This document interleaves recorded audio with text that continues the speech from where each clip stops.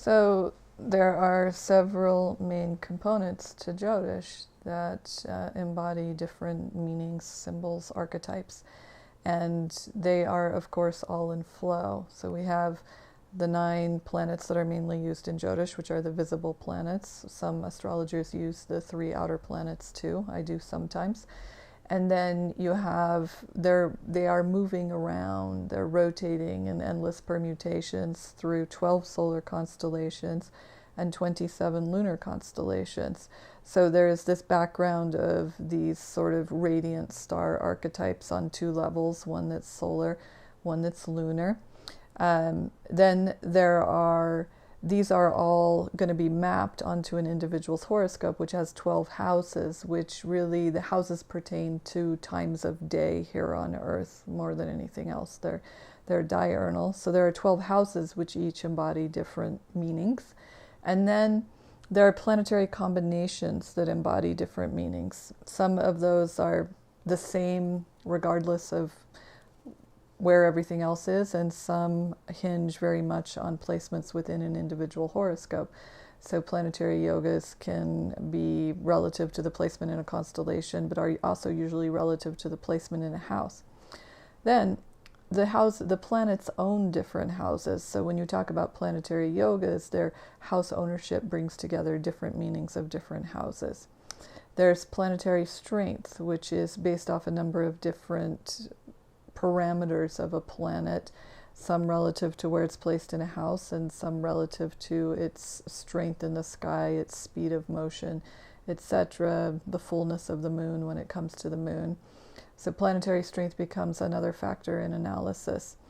And then there are what are known as divisional charts, which are subtler, smaller looks at where a planet is placed in a horoscope through a series of kind of fractalated charts that are subsets of the original chart. They're smaller demarcations of space in the original chart that give greater detail on a bunch of different issues. Each divisional chart pertains to 2 or 3 issues. It's a deeper look into those issues.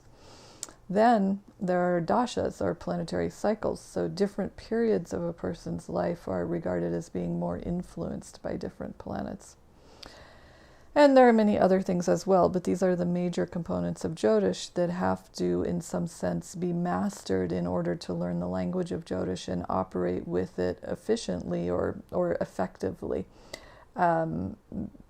So that you can know why in one person's horoscope, a debilitated planet, for instance, which is a position of weakness, gives tremendous suffering, and in another person's horoscope, it gives tremendous greatness.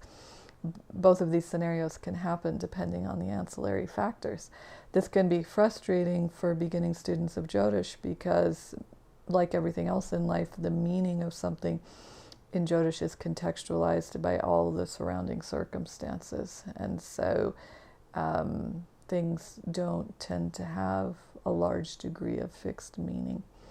This is why astrology is really about individuals and not general meanings have some application to individuals, but life is often flowing in a more particular way for an individual, and so a general sort of this is the state of the cosmos has limited applicability to an individual.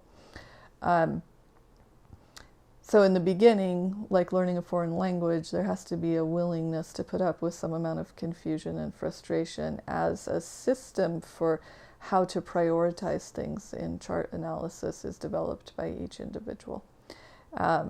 There are ways to help with that process. So once having mastered the basic alphabet of planets, signs, houses, and nakshatras, and at least 300 yogas, my teacher would say any decent Jyotishi should have memorized at least 300 yogas, then you can begin to learn to prioritize. So yoga analysis trumps house analysis, for instance.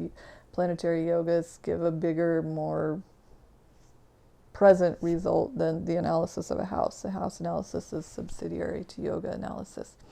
Things like that. You can learn to structure interpretation so that you know what to prioritize and what will likely have greater weight and meaning.